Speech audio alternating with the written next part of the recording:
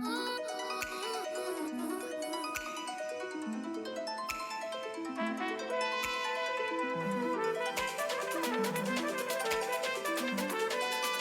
Clinic presents the Always On EM podcast, hosted by Alex Finch and Venk Bellamconda. Welcome to Always On EM, an emergency medicine podcast from Mayo Clinic. My name is Venk Bellamconda. And I'm Alex Finch. We're thrilled that you're joining us for this month's chapter. We talk about risk frequently in our clinical work. The most important risk, of course, is for adverse events to our patients, risk of death, risk of disability, risk that we are just not meeting the patient's needs from the emergency department visit. At least relatedly, if not identically, there is a legal risk that we should be aware of. To that end, we are eager for today's discussion on high legal risk situations in emergency medicine. There are some standout people in this space where medicine and law intersect. Our guest today is a standout among the standouts. Her name is Dr. Rachel Lindor, and she is an associate professor of emergency medicine at Mayo Clinic with experience in leading the specialty in Scottsdale, Arizona. Shout out to our Mayo brothers and sisters in the Cactus Country, where she was previously the chair of research for that department and then also the director of the research fellowship. Currently, she is spreading her wings in the research group here in Rochester, Minnesota. In addition to her standout EM career, she also graduated second in her class of nearly 200 people at the Sandra Day O'Connor College of Law and is a skilled attorney. She is frequently invited speaker at national, regional, and local levels, such as at ASAP. You should definitely drop in and listen to her speak if you're there. And she has published several times on aspects in this space of overlap between the two disciplines. In fact, she has close to 50 publications in her still very young career. She's a great teacher, colleague, and friend, and we are very grateful that you're joining the show. Thanks so much, guys. I'm happy to be here. This is one of my favorite things to talk about, so excited to get going. Those were a lot of credentials, but for me, it's much more simple.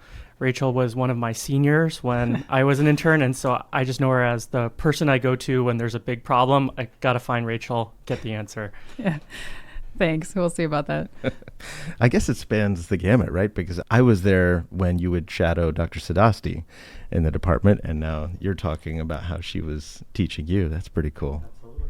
But, well, welcome. You have obviously built quite the credentials in this space. And so as a topic that I think scares most of us and is really interesting that we want to avoid, we're really excited. To that end, what are the most common diagnoses that lead to malpractice claims? We often talk about this in forms of the most common diagnoses because that's one of the only areas that we have actual objective numbers to go by. So I think it's useful. And you can think about it in terms of most common diagnoses for physicians seeing adults or for kids. So for adults, it depends on what study you look at, to be honest. And usually the way that we get these numbers is looking at studies of large insurance claims databases. So when you do that, the most common diagnoses that come out are generally cardiac arrest, which they differentiate from just MI, aortic aneurysm, PE, appendicitis, and orthopedic fractures. Those tend to be the same ones on every list for adults. Does that mean if I don't make this diagnosis, then my chart's fine? I'm protected? If I just say chest pain, I'm good? Yeah, I think that's what she's saying. Okay. So generally, when you think about high-risk diagnoses, that's usually what we talk about is just kind of those main things. And you might extend that list out, but actually, and this jumps ahead a little bit, but when you add up those numbers and look at, of all the lawsuits that we're seeing, if you look at the top 5 diagnoses or even the top 10 and you add up what the percentage of the total, think about the top 5, it actually ends up being only about 20% of the total lawsuits in any given study. So if you made it your goal to say, I'm never going to get sued for those top 5 or 6 things, you're really only hitting the top of the iceberg, so to speak. There's utility in focusing on those, but it's not going to protect you as much as you think it will. That's so interesting. Are the top 5 the same for adults and children? You kind of alluded. There's some overlap. You'll see overlap with cardiac arrest and appendicitis and orthopedic fractures, but those are all the same on the kids list. But then you also tend to see things like testicular torsion and meningitis for pediatric patients as well. Rachel, I don't have a perspective on what these cases might actually look like. Are you allowed to share any examples? Yeah, happy to share examples. So these generally come from legal databases, which are theoretically publicly available, although usually they're subscription-based. So unless you're willing to pay a lot, you can't dig into them. But I can give you some examples of any of these. So resuscitation-based cases were the number one cause of lawsuits in the adults. And so if we want to look at a few of those, I have a few that I have tended to focus on because I think they give us some ideas of good themes. So there's a case from Florida that was from 2004, which I think gives us some things to think about. And this one, there was a 2.5-year-old boy who was out playing in his backyard with his dad, who was doing some gardening. And his dad looked down just in time to see him get bit by a diamondback. So his dad knew this was going to be bad. He called EMS. EMS got there. They brought him into the hospital. But by the time they got there, the kid actually looked okay. So they just said, well, he seems to be doing okay. We'll see how this goes. Just kind of watched him. As time went by, over the next couple hours, he started to get more symptomatic. So they decided we should probably do something. But they had a really hard time getting an IV. So they were kind of trying to get an IV, had a lot of difficulty with it. Finally, he was really starting to deteriorate fast. So they decided they had to do a saphenous cut down. The little boy codes. They're still working on the saphenous cut down. They take 10 minutes to do this, finally get access through it that way. The boy's coding the entire time. They eventually get access, give him meds, etc. But presumably because of this delay in access and everything else going on, he gets pulses back, etc. But he eventually ends up brain dead. And family sues and says, you had an IO there. Why didn't you use it? And they didn't really have an answer. I think this goes to show that family might not have been savvy enough to know that there was another form of access there, but lawyers are certainly savvy enough to know kind of what should be happening in these resuscitation cases. They're going to look at all the details and kind of hold you to the standard of care. And there was an IO in the resuscitation bay and it just wasn't used. And they spent 10 minutes without access for this kid. So that's one case. Another case, I think you'll see kind of similar themes. So a male patient, middle-aged, came into the ED with chest pain, shortness of breath. He had an EKG done, but nobody read it for about 30 minutes. About the same time that it was read, 30 minutes later, it showed an MI, patient coded. And he, went through the code, and during the code, he was never given aspirin, and then they were charting when they were giving epi, but it wasn't at 3 to 5 minute intervals. There were delays in that. Patient ended up not dying, but having some permanent cardiac issues, and his family sued, saying the delays in EKG interpretation, aspirin administration, and epi administration resulted in his deficits. And again, families probably don't know what exactly should be happening in that code, but the lawyers who take up these cases know. And I think understanding that we're being held to these standards during resuscitation is important. I think we have a tendency to, when somebody codes, pat ourselves on the back if they don't die. But we have to expect more from ourselves than that. We have to expect that we're crossing all the T's and dotting our I's appropriately. It's not just, did they make it good on us? I think that's such an interesting one for me because I also think a little bit about cutting edge resuscitation, and I'm not sure that there's a right answer, but I'd love to get your perspective. So there's some discussion about using less epi in codes and using other kind of non-standard techniques, starting a beta blocker for refractory shockable rhythms. And these are all really interesting, but some of them aren't in ACLS. How does a lawyer look at that if you decide, oh, well, I'm not going to choose to do epi because, I think that the evidence shows that there isn't a good neurological outcome, even if there's improved ROSC. It's something we debate a lot, but I'm not sure how it would look to somebody looking over the case later. You could peel that out and ask a couple different questions. You could ask about, so how does it look if you depart from the very clear standard of care that's written in ACLS and, don't do the thing that's been done for 30 years or however long? Yeah. I think that's kind of easy fodder for a lawyer. You can go argue there's no mortality benefit, look at all these studies, but that's getting really into the weeds. And then you're relying on, a jury of lay people to care about your studies that you're showing them versus like decades of standard of care. I feel like that's a really risky practice. And so until some guideline came out saying this is now the standard of care, I would not recommend going there. And then there's also the question of, there's these new things like, okay, standard of care is not working. Can you try? She's talking to me. She's saying ECMO. She's speaking directly to me. Can you advance beyond that and try these other things? And I don't see lawsuits about people kind of going beyond the standard of care and trying new things are not as common for a couple reasons. First, you're generally doing that on patients in whom the standard of care is not working. Second, those scenarios are ones in which I think you can see that you're not being cavalier in kind of advancing beyond the standard of care. You're not holding back something, you're trying something additional. And so that's a harder argument for, say, a plaintiff's lawyer to make, that, you were doing something wrong. And it seems to like a jury of your peers or lay people that you were kind of going above and beyond. So I think lawyers are less likely to kind of try to make you out to be a bad person if it looks like you're doing extra. That's such an interesting perspective. I really appreciate that. These cases, I think something that's challenging about them is all of us can see where a problem occurs, but also you can see a reality of, hey, the epi didn't go in, we were doing something else at that moment, or by the time the patient codes, we forgot to do the aspirin. Those things happen around us at times. And so these are such interesting cases because you can both pinpoint the problem, but also probably admit that there have been cases in all of our care where it didn't go exactly like we wanted with these benchmarks.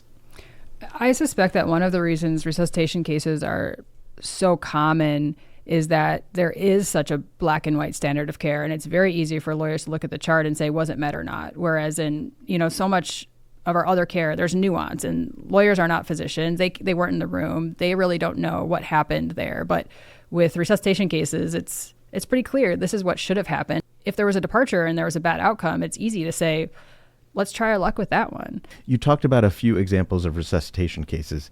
Can you share an example or two of MI case and a PE case? Sure. There are so many of these. It would take me so long to even get anywhere down my list of these, but I, again, tend to look for some that give us some themes to think about. So one of my favorite ones is a patient who was a 45-year-old gentleman. He had some type of kind of advanced neurologic cancer, and he went into the ED with confusion. So everyone expected this was some expected sequelae of his known tumor. And in the ED, at some point, somebody ordered an EKG on him, as happens. Wasn't the physician, probably a nurse order or something. He ordered an EKG. And so he had this EKG done. Nobody really paid any attention to it. The computer read it out as an age indeterminate MI. He ended up getting admitted because of his confusion, treated in the hospital. He was in the hospital for a few days, discharged, and 3 days after discharge, he died of a fatal MI. And his family sued and said, look, he had this EKG that said age indeterminate MI. Nobody asked him about chest pain. Nobody got a troponin. It was just completely ignored. And there was no documentation about anything cardiac related, despite this, questionable cardiac finding. The ED doctors tried to say, we didn't even want that EKG. But there it was with this finding and no documentation or follow-up on it. And there was a $6.3 million verdict for that patient. $6.3 million. Mm-hmm. And infarction, not ischemia. Right. Wow. So, I think the take-home point there is you don't have to get a troponin on everybody, right? But I think if they would have just documented he had this EKG, he's not having any chest pain, or other symptoms, we don't think a troponin is warranted at this time, we're not concerned, whatever. I think that would have prevented this case from happening, but there was no documentation. And again, people looking at jurors, courts, looking at these cases sometimes really are offended by errors of omission or, this feeling that physicians just didn't care. And if you don't document, you don't acknowledge, it's really easy to read into that the people providing care for this patient didn't care. I'm going to have to spend time after my shift reviewing all the EKG final reads. Is that what you do? It's maybe what I should do.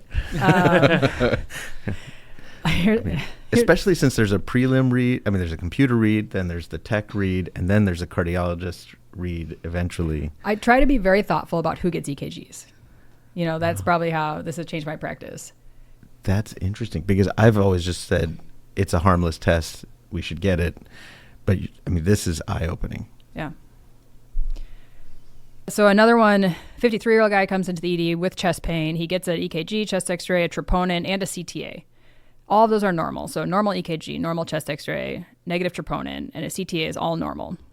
27 days later, he has an MI. And he sues, saying, I should have gotten a second troponin. it's unclear from the documentation how soon after his chest pain this first troponin was. There was no documentation of it. And this one ended up in a defense verdict, but, you know, it went through court, years of court process. And I think my takeaway from this is that, again, not everyone needs a second troponin, for sure. That's not what I want anyone to hear from that. But that you just have to be thoughtful about your documentation. If you're not going to get a second troponin, that's great. I'd say most of my patients don't get a second troponin, but you have to document why. You know, his chest pain started however many hours before, whatever it is, document it. Because otherwise, it's, again, easy for a lawyer to look at and say, oh, the protocol is a repeat troponin. It didn't happen. I'm going to try my luck with that. You know, once you go to court, it's a coin toss. So that's one sentence, 10 seconds of your day to say why they didn't get a second troponin. I think a theme that's starting to show through is when there's a clear guideline or a clear rule, you can certainly deviate from it, but that's where you might spend attention in the chart. So if a 2-hour troponin is going to be drawn as part of the hospital process and you choose not to do that, that's worth an ED course update saying chest pain started more than 6 hours ago, not clinically indicated this time. Yep. Okay. Let's stay in chest pain because now I'm just getting more and more anxious about my last chest pain. I'm feeling chest pain. Perfect. It's non-specific.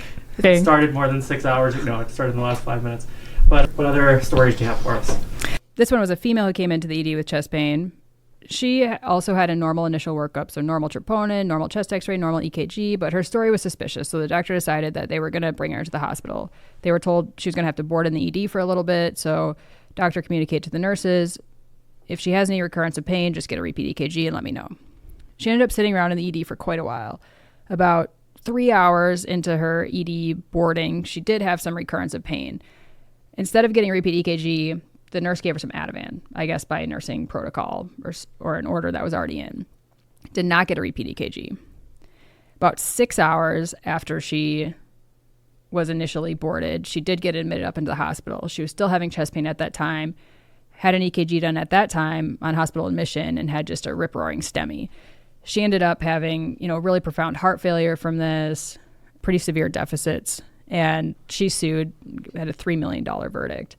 And my takeaway from this is, first of all, this is a problem that people are dealing with more and more. It's boarding of our ED patients, and you really can't hand off the patient to nursing staff. It's your patient ultimately. And so to let that patient go for 6 hours without checking on them, I think is asking for trouble. You can have all the protocols you want, but I think ultimately you have to have some ownership of them. And obviously this was kind of a Swiss cheese model where there were multiple errors made, but I think really owning those patients while they're in your ED is really important. And you could see where that can go really wrong, get you in trouble.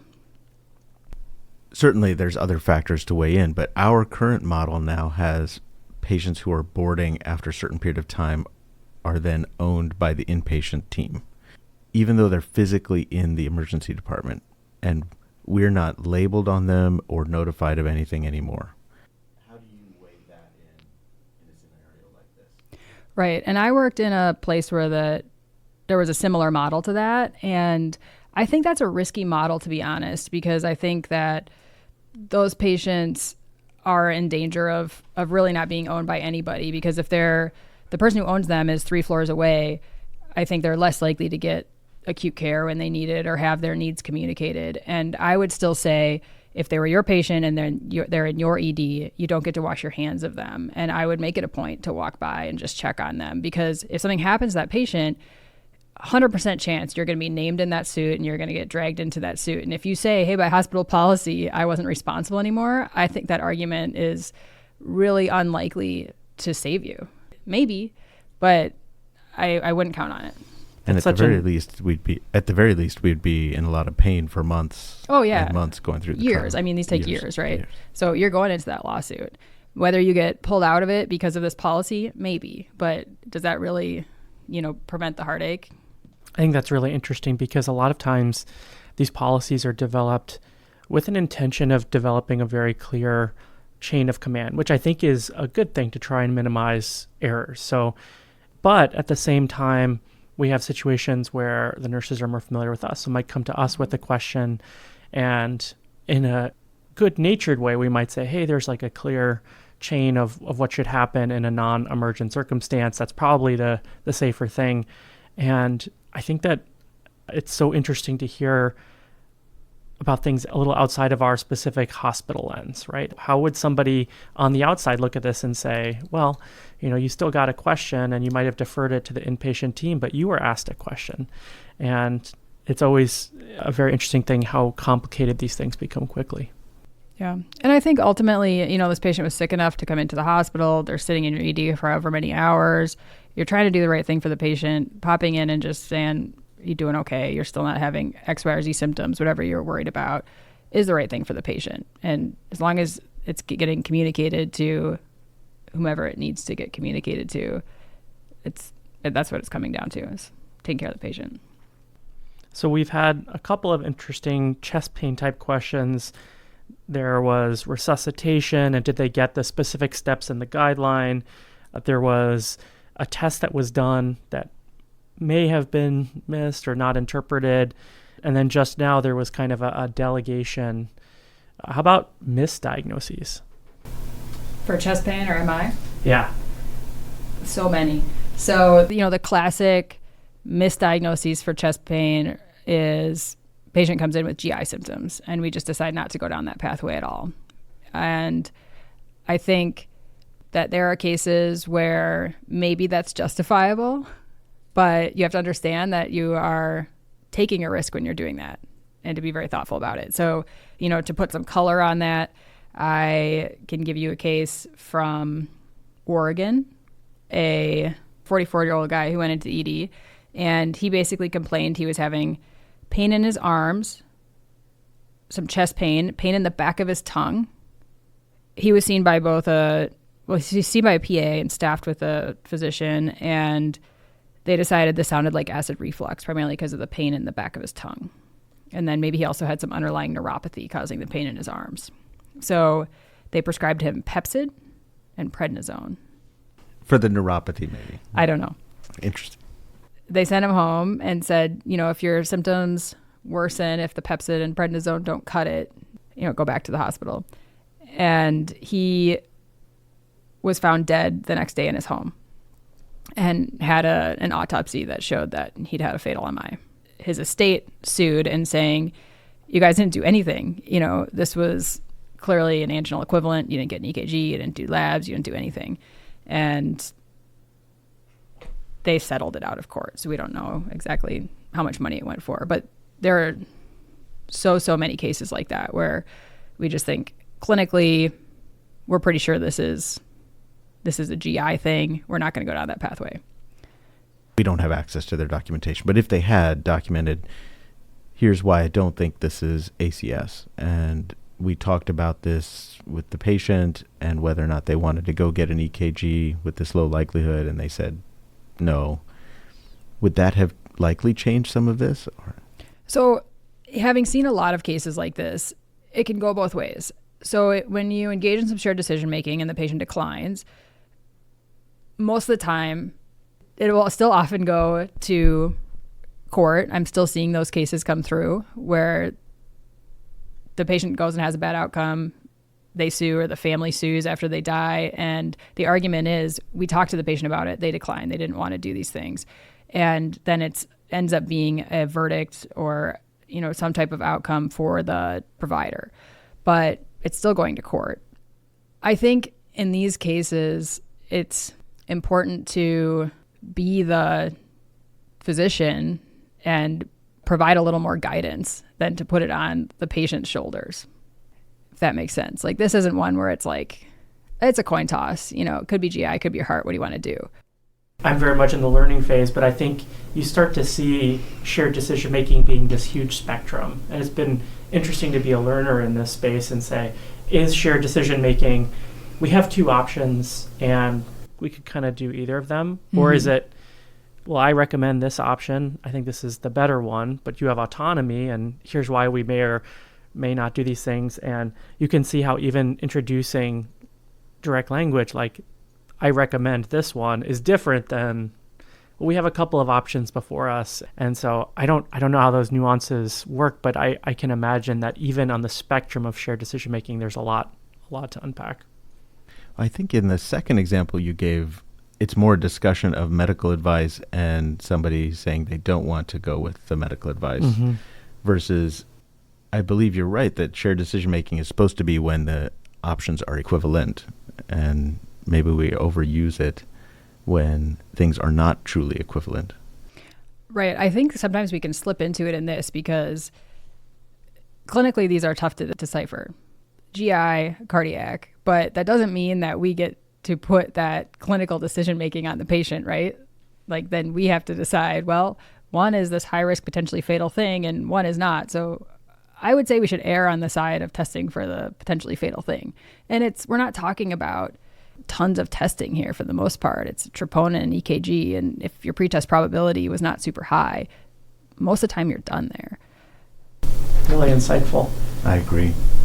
So Rachel, to this point, we've talked about resuscitations, MI, like these really big, scary things. But what about some of the other more commonplace conditions? Do we ever get in trouble for those? Sure. So the other things that were on that list that we haven't talked about yet would be things like appendicitis or orthopedic fractures, and we get in trouble for those all the time. They're on the list. So I can give you some examples of those. Probably my favorite appendicitis case, or the one that I think is most important to highlight, is one of a 39-year-old female who was seen with abdominal pain, and they were worried enough about her that they did an ultrasound, they did an x-ray. Both those were negative. Not really sure what they were looking for with the x-ray, labs and such, and then they decided that she could be discharged. They didn't see the appendix on the ultrasound, to be clear. Ooh, the dreaded appendix wasn't visualized, maybe no secondaries. Oh, that always... But they got enough reassurance from it that they sent her out. And they did see an ovarian cyst.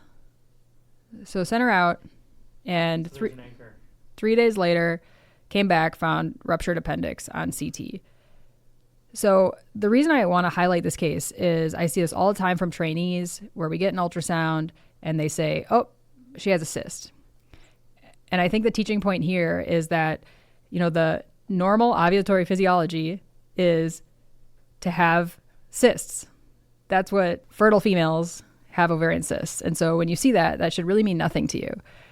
But people want to anchor on that and say that's the cause of their pain. Unless you're seeing it like actively hemorrhaging, you're not done with your workup. And that seems to be what happened here, and it led them into trouble. And so that's one thing I just want to highlight with this case. And why the reluctance to get a CT, I'm not sure, but appendicitis is on the list for both adults and kids, and you will get sued for missing it if you're avoiding doing CTs throughout your career. So we're part of the way through the interview, but I realize I'm already behind. When we're thinking about the elements of a lawsuit, what has to be there for something like this to move forward? So generally we think about 4 different elements of a lawsuit for a malpractice suit. First one is that the physician has to have some type of duty to a patient. So right-click, assign me as the provider. I'm in. I'm all in. Actually, I think I've heard, maybe I'm wrong, as soon as they enter the parking lot, we may have a duty to them.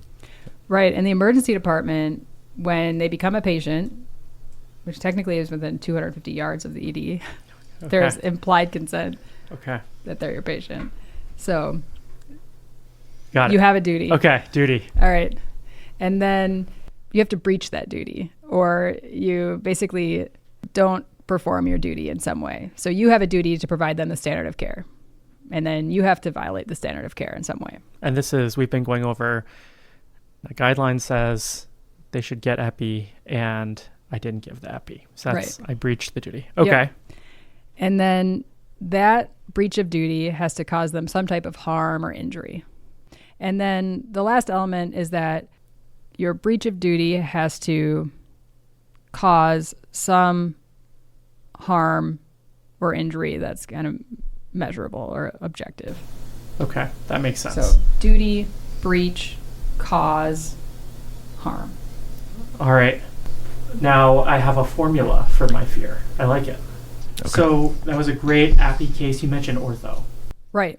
So ortho is another one of those areas, usually missed fractures that I think we kind of take for granted as high risk cases because they aren't cases in which patients are dying, but they do lead to permanent disability. So I think we underappreciate how important these are to manage appropriately, and we get ourselves in trouble there. So I can give you a couple examples of these. First one is 85-year-old male in Oregon, basically fell down, had a mechanical fall. He ended up coming in with some back pain, flank pain, right around his rib cage, basically. So he had a chest x-ray and it looked okay. And so he was discharged home with, lidocaine patch or whatnot. And 2 weeks later, he came in, basically had been kind of slowly suffering at home, came in respiratory distress, and ended up dying in the emergency department from a massive hemothorax from undiagnosed rib fractures that had lacerated a pleural artery. This is a really dramatic example, but basically highlights the fact that X-rays for rib fractures in the elderly are not an appropriate test at all. The sensitivity for those are about 40%, and it shouldn't be used. And so I think, the theme that I want to highlight as we go through however many cases we'll get to in this is that you really have to understand the sensitivity of X-rays for the test that the injury that you're trying to identify. And so X-rays for rib fractures in elderly people cannot rely on. This patient should have gotten a CT. It would have diagnosed this in the first place, and this wouldn't have happened. Absolutely avoidable. Talk about another case that kind of highlights the same thing. And this one, a 37-year-old female got out of her car.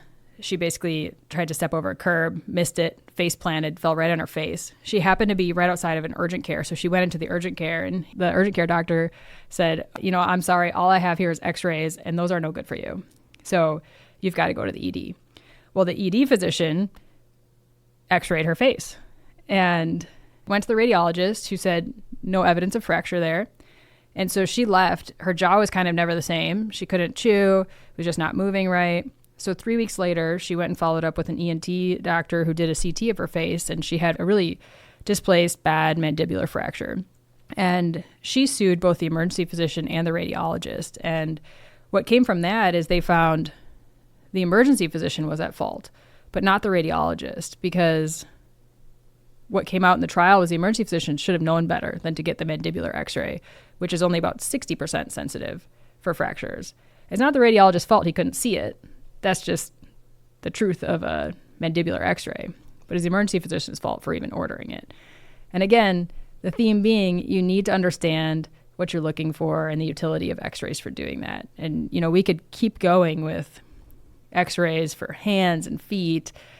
They are not very sensitive. If that's all you have, then you need to be immobilizing and getting appropriate follow-up. But to rely on those really puts you in a really risky area. So understanding the limitations of your tests, especially when it comes to orthopedic fractures, will save you. That sounds like it's also a good example of how when she fell on the property of the urgent care, there's a duty automatically there, right? Generally, there's no duty to urgent cares. It's an EMTALA mandated duty, and most urgent cares are not. They're exempt. Yeah. We're in the wrong specialty. Okay, so now I have a series of complaints that I'm worried about. Let's talk about some situations where I'm trying to navigate higher risk situations regardless of what the chief complaint was. And I'm thinking about things like against medical advice. Those are things that we all encounter on shift. What's the best practice for those types of situations? Sure, these are complicated, and I think we all recognize that these are high-risk patients. We've been taught about this since our first years of training. I think it's helpful to think about these patients in two different categories. They're the patients who want to leave against medical advice that you're actually worried about, and then there are the patients who are just want you to see them faster, and they're threatening to leave against medical advice, and you're kind of okay with that. They're both high risk, and they pose different types of risks, but I think it's more useful to think about them separately. So the first of those groups, the ones that you're worried about their actual pathology. First of all, we have to recognize everybody has the ability to choose what they want to do.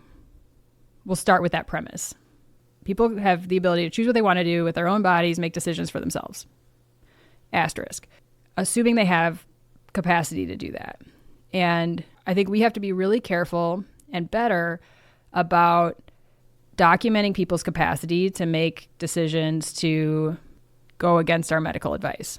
Absolutely, people can leave against medical advice, make decisions that we disagree with, but we need to be sure that those patients have the capacity to do so. And we are really bad at charting that and documenting it. And that's one of the first things that I think we can do to protect ourselves in those situations.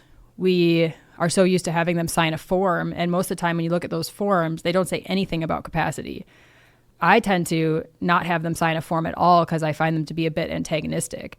But I do spend a lot of time, relatively, talking to them about capacity and documenting that, because I think that's absolutely the most important thing in that discussion. So what kind of language are we talking about? Option A, I think that the patient has capacity to make this decision. Or option B, something else.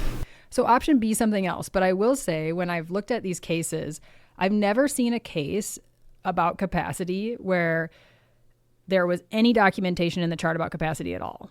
So option A might protect you. Okay. All right. But it's not appropriate. So there's a chance. We keep coming back to this. All the cases I've seen, they basically alleged there was no attempt to assess capacity. So we're just not doing it. But option B is the right answer. And I think we've all heard this. There are 4 elements to capacity. To be honest, I look them up every time. Even though I talk about it all the time, I haven't retained them. They just aren't intuitive to me. And every time you look them up, authors word them in a different way. They use different vocabulary to talk about them. So what I would encourage you to do is understand when a patient needs to have their capacity documented, go Google the 4 elements of capacity, write down what they are, and take them into the room, and then figure out, okay, does the patient understand the information I'm talking about? Are they able to retain it long enough to communicate a decision to me and to reason and weigh their choices? Those are kind of the 4 elements in general. So understanding, retaining, reasoning, and communicating. That's kind of the 4 in a nutshell. Different authors will word them in different ways. It doesn't really matter. If you've made the effort to understand what those 4 are, talk to the patient and assess each of those 4 elements, and then go document those 4 in your chart, I do think that's protective of you. It's protective of the patient. That's the right thing to do. But I don't see that being done. And I think that's so much better than any AMA documentation I've ever seen. This is a great time to just direct the listeners, especially we've had so many newer listeners since we released chapter 3 of our podcast overall. It's called Capacity or No Capacity. That is the question. And we go into a huge deep dive on that. And it's not from the legal perspective so much as it is from a psychiatric perspective or from the medical perspective. And in there, the only other part, and I'd love your opinion on this, is I advocate that before you even begin, you have to assess how high risk the situation is. And if it's a really low risk situation, like I want them to have apple juice and they want milk, who really cares? You don't need that much evidence. But if it's a much higher risk that I want them to have TPA for their acute stroke and they don't want it, then I'm going to have a higher standard of factual evidence or justification for each of those 4 elements before I would agree to it. Yeah, I think that's absolutely how capacity is taught. And, you assume everyone has capacity, and then basically you're looking for evidence that would reverse that assumption. You need a lot for low risk, and you don't need much for high risk situations to reverse their assumption that they have. While we're on the topic of capacity, things that I commonly see are that people will say, the patient's alcohol level is 300, therefore they don't have capacity. How does that resonate or not resonate with you from a legal perspective? I think we're all familiar with patients who are functioning alcoholics and have an understanding that alcohol level doesn't really have a strong association with people's ability to understand, retain, reason, and communicate. So you can definitely do a capacity assessment independent of somebody's alcohol level. As long as you're documenting it, that's what's really important. I just wanted to get some validation because sometimes I feel like I'm the only one preaching this, and coming at it from a different training background, that really helps. So it sounds like we're completely aligned. And so check out chapter 3, season 1 of the show where we take a deep dive on this. A couple other things where I do see people go wrong. I think there's a tendency to get frustrated with patients, especially these ones that you're really worried about who want to leave AMA or choose a path that you're not recommending to them. And, when they do that, say, sign this form and good luck to you. And it's really important that you're not taking that path. You're not kind of making it personal. And that if somebody is deciding to choose their own way, that you are doing what the literature says, and I would say is the next best plan. So you think they need to come in for IV antibiotics, they don't want to for whatever reason, that you're not just saying good luck, but you're making a plan to give them oral antibiotics or bring them back for follow-up the next day or whatever it is, whatever they will put up with, show that you made an effort to give them the next best care that they would agree to. And if it's truly nothing, you document all your efforts to do it. So for those patients that you're really worried about, not only are you documenting their capacity, but you're documenting, kind of the entirety of your discussion about what their reasoning was and what efforts you made on their behalf. And then, we talked about that second group of patients, the ones that you're not really worried about, but they're going to leave anyway. It's tempting to just say like, okay, I'll see you later then, and stop thinking about them because you weren't worried about them anyway. It's like a relief for you. But I think the danger of that is that sometimes those patients will come back to bite you in sneaky ways. And so you really have to be cognizant of the fact that you still own that patient, even if they're gone. And maybe they're partway through their testing. They've had labs drawn, they've had images done, and you still have to follow up on those because ultimately, they came there for a reason.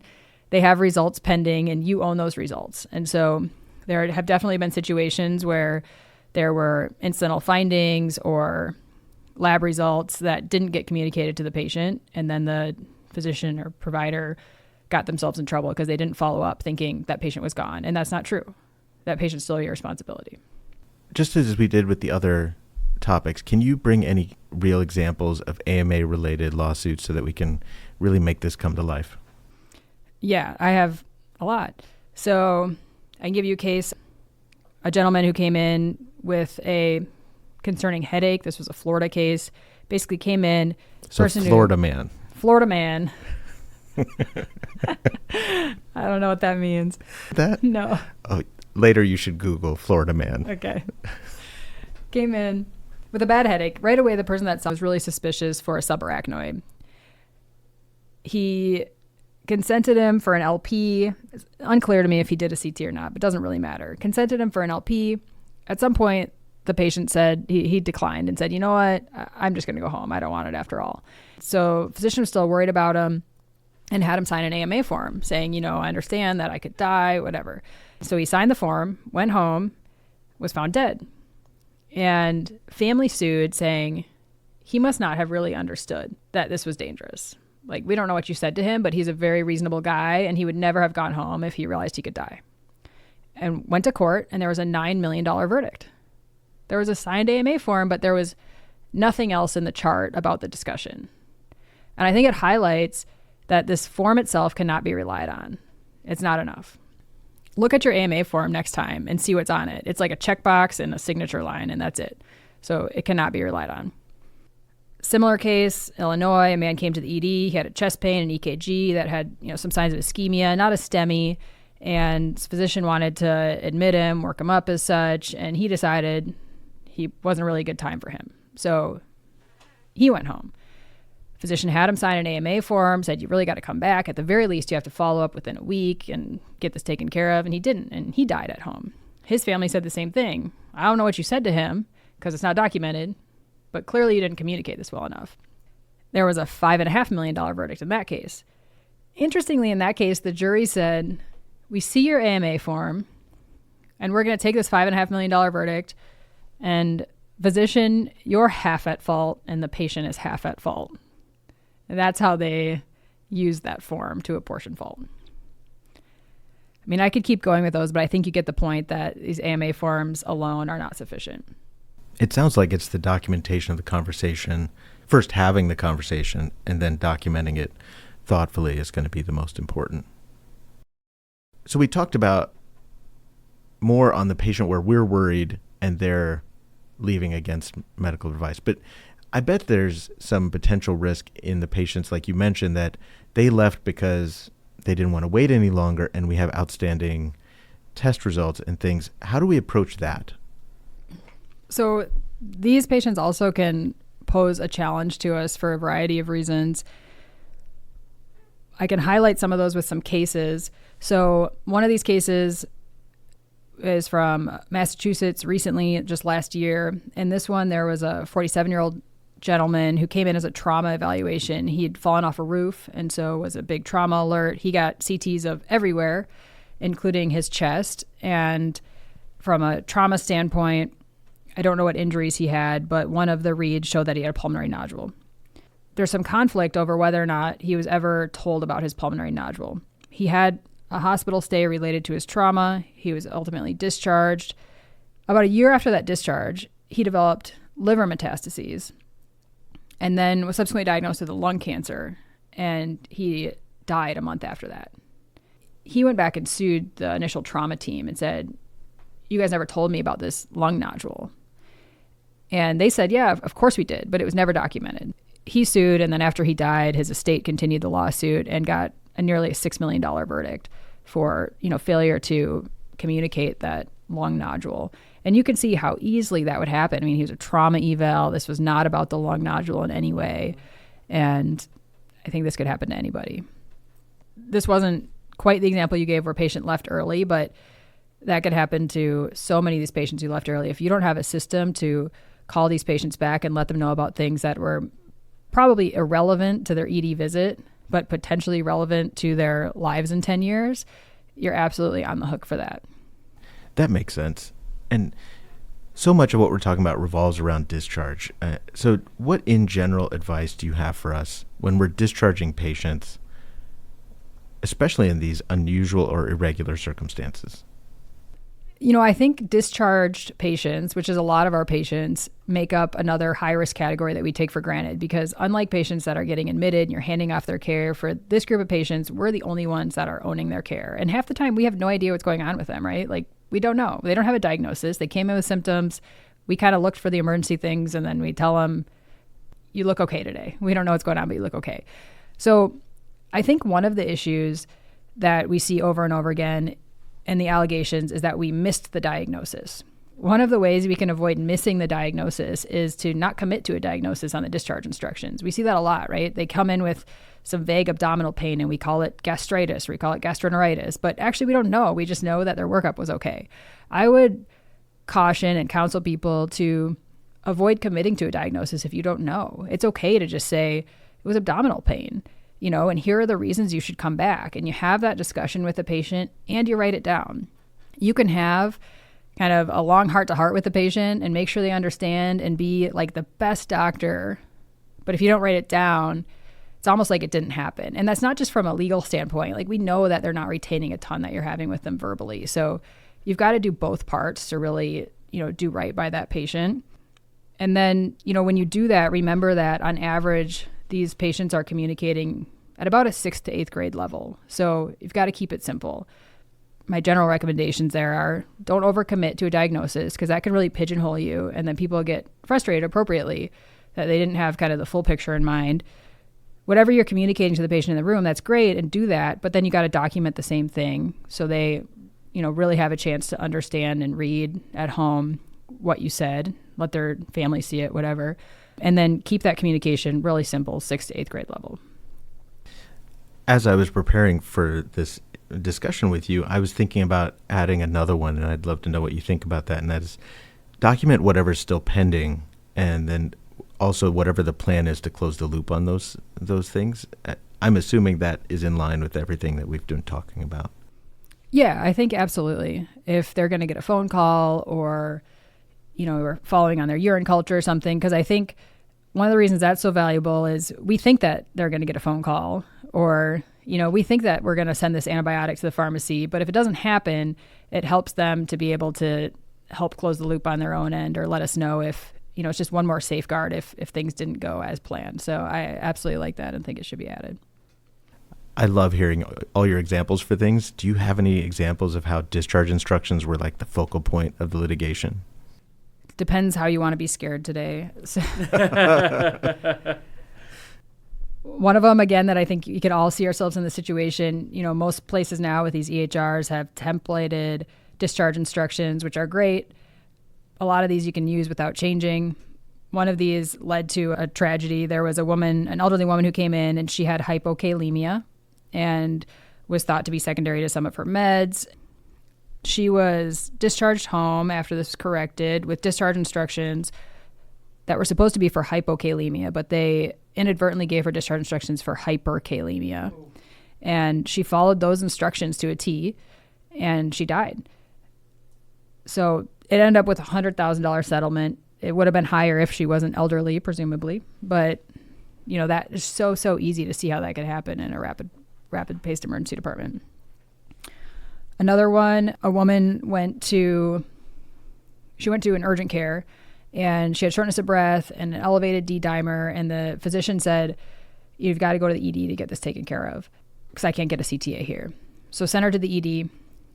The woman didn't go to the ED. She went home and she died.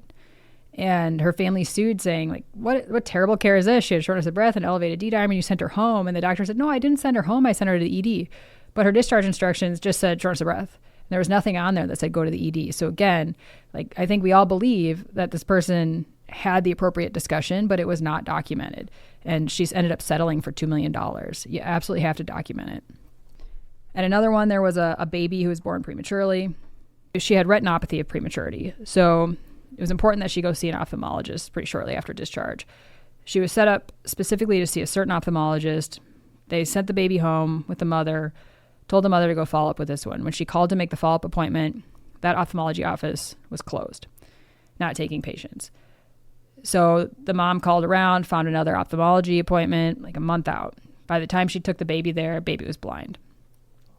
She sued and said, nobody ever told me this was like urgent that I do this. I did my best. You told me to follow up with an ophthalmologist. I found one. Like nobody communicated that to me. And, this isn't an ED setting, but I think we can all understand the lesson there that just saying, go follow up with this person is not enough. You have to communicate to the patient why, the timeline, all of that, and not just communicate it, document it, because otherwise we could end up in that boat too. We've talked about a lot of high-risk situations, AMA, incidental findings, these results coming back. If I perceive that I'm entering into a high-risk situation, what kinds of things can I do to protect myself? It's a bit of a loaded question. I like to think about this for patient encounters where you just feel bad about them. Like you can tell that this family doesn't like you, the patient doesn't like you, things are not going well, there's going to be a bad outcome. Like you just leave that room and you kind of get that ick feeling. Is there anything you can do in that moment to make it less likely that they're going to sue you should things go bad? It almost feels too late, but I do think there are some steps that you can take or maybe things that you should avoid that will be helpful for you. Here's my list of things you should do. First of all, despite all the things we've been talking about, I don't write long notes on patients. But these are ones where I spend a little bit more time with the note. So I would say you have to be real sure that you're kind of fully and accurately documenting what you did with that patient. And one of the points with that is, let's say this patient, came in with shortness of breath and then halfway through their ED stay or while they're waiting to get admitted, they develop chest pain or something. Sometimes I hear feedback that physicians think they can't go in and edit a note after it's been signed. They think that they're going to get in trouble for that because we've heard that, right? Can't change your note. But with these patients, it's super important that you're giving the full story in the note. So know that not only, can you, but should you document fully what happened to the patient. And the way to do that, if you're worried, like if this patient had a bad outcome and something changed partway through the stay, you'd already signed their note, whatever. The way to do that is to take the note that you already wrote and then addend it and just be explicit about what you're adding to it. So you're not maybe going back through and changing what you wrote before. You're not deleting stuff, which would be really easy to see in metadata, but you're just kind of adding an addendum and saying patient had a change of course and writing that out. So don't be afraid to kind of add to patient's notes at any point. And if you're worried that it's going to look fishy because something changed about the patient, just be explicit that this was something that you're adding after the fact. Another thing you can do is document others' involvement. So If you had consultants involved, maybe you're waiting for them to drop a note and they haven't done it yet, you document that consultant's involvement. And don't just say cardiology was here or something. Put the initials of the person involved so that that can be tracked down later, because that is a really common theme that becomes problematic for a lot of people in our specialty in cases all the time. So if other people were involved in your decision making or that patient care, document who they were by name or some type of identifier. Same thing with chaperones, because you don't want to get into a he said, she said with the patient. That can really help you. Another thing that can be an issue and does come up commonly is that sometimes you'll see a discrepancy between the note of a nurse or a note of a trainee, and lawyers love that. They love to say, well, look, the trainee said that the patient was in respiratory distress and the attending said no respiratory distress. Obviously, the attending wasn't paying any attention. The nurse said they had neck pain. The physician said they didn't. Obviously, the physician didn't do a good exam. That's how they use that. And so you don't have to chase everything that's in the nurse note or the resident note, but you should at least acknowledge it and say, you know, I see the triage note says X. I evaluated that piece and I either agree or disagree. You should probably do that for every patient.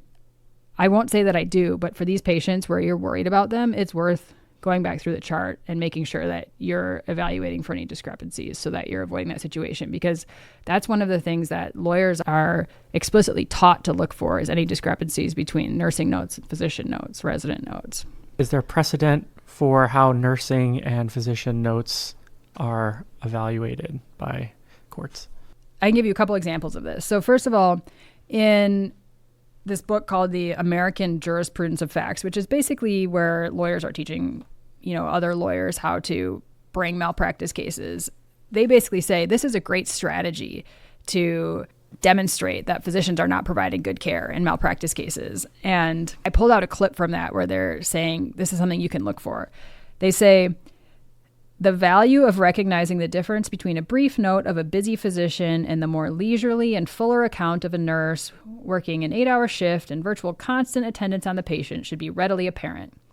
Cast in the proper light, the nurse's notes may well be given more credence by a jury when confronted with a conflict, reflecting significantly on either the client's injury or the question of liability. So they basically say, look for that, paint it as if the nurse is, you know, the one who's right, and you know, you'll have your case. And I can give an example of a case where that happened. Basically, a patient came in, he was drunk, he'd been in a car accident, and he came in and the nurse triage note said he had neck pain. Doctor that examined him thought he only had hip pain. He got a hip x-ray. He got discharged home with a friend or something. And when he woke up the next day, he had some right arm weakness, and it turned out he did have a cervical fracture. The physician didn't document anything about his neck pain, and they basically went back to the nurse's note and said he had neck pain. And the physician said, no, I did a neck exam. He didn't have any neck pain. And they said, well, obviously, you know, triage note said he did, and you didn't document anything in your chart. That was explicit. I think he just had like a templated physical exam. So that's basically how they use it. Going back to your guidance in general about documentation, you talked about things that we should do. Are there things you think we should avoid? Yeah, so there are some ways that we seem to get ourselves in trouble pretty routinely that I think are really easy to avoid, so worth pointing out. One of them is that we see some errors with people copying and pasting, not infrequently. And this is really tempting when you have really complex patients that had, you know, surgeries we can't pronounce or hospital stays that lasted for days, where it's tempting to copy and paste that into a note. But it can cause problems because you might say, you just had this hospital stay a month ago, you copy and paste into your note, but now you're telling people this is post-op day 3. And it's not, because that was a month ago. So you can harm the patient that way. And also it's lazy, you know, and we understand it, but lawyers, the way they're going to spin it is that you're lazy. So you get in front of a court and you're like, did you write this note? Well, no, I copied and pasted it. So again, if you have a patient that you're worried about, an encounter you're worried about, an angry family, this is not the time to copy and paste and, you know, potentially give a lawyer an opportunity to say that you're not doing your own work and you're copying and pasting. So I would be very careful about doing that. Second, I try to make an effort to avoid details that don't need to be in there. And I think there are a few things that fall into this category. First, I see lots of quotes in notes that I don't think serve a purpose and sometimes come off as disparaging, and I think we can do a better job of avoiding those. Some examples that I've seen, recently are, patient says they have, quote, the sugars and their glucose was high. That serves absolutely no purpose. You could say patient is type 2 diabetic, but to quote them as saying they have the sugars is just kind of making fun of their vernacular or their level of understanding. It serves no purpose at all. And a lawyer will see that and can ask you about that. Why'd you say that? No matter what your answer is, the jury will see through that, right? The only thing that's going to do is make you look bad. So you have to think really carefully about why you're writing what you're writing. If you're doing it to entertain the hospitalist, it doesn't belong in there.